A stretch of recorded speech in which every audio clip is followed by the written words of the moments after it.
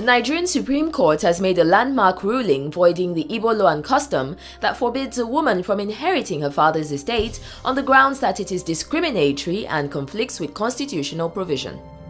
This daylight informs us that the judgment was made following a suit filed by a Mrs. Gladys Ada Ukeje, claiming to be the lawful daughter of a man named Lazarus Ogbonna Ukeje and seeking to be included in the administration of the estate of the deceased who had died intestate.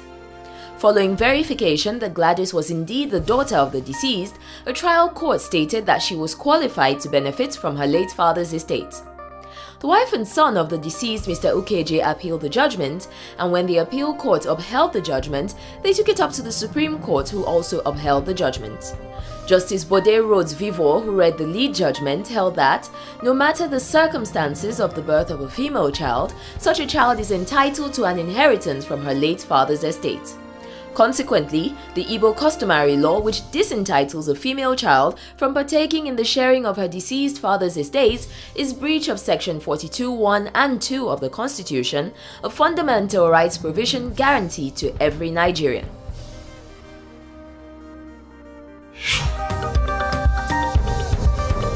A look at security now, with a report that police chiefs from the Economic Community of West African States (ECOWAS) are currently meeting in Bamako, Mali to discuss strategies for strengthening the region's capacity to combat transnational crime.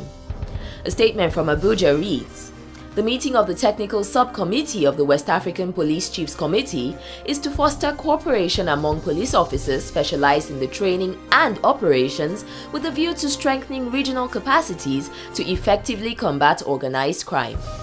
The meeting will also examine the implementation status of the recommendations of the previous General Assembly of WAPCO on joint police operations for information exchange and experience sharing, and best practices on police training and operations.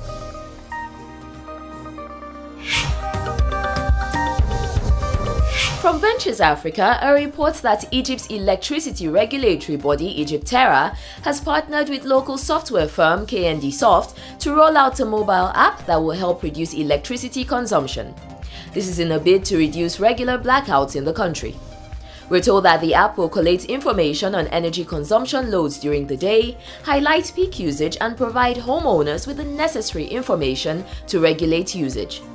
Head of EgypTerra, Hafez El Salmawi, has said in the past that higher energy consumption directly impacts occurrence of blackouts, a challenge the government is bent on overcoming.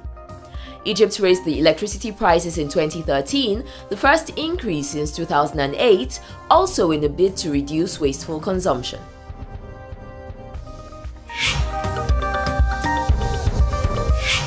On Egypt, news presenter and activist Bothaina Kamel has announced her intention to run for Egypt's upcoming presidential elections and has already begun the process by taking the necessary medical tests and collecting signatures.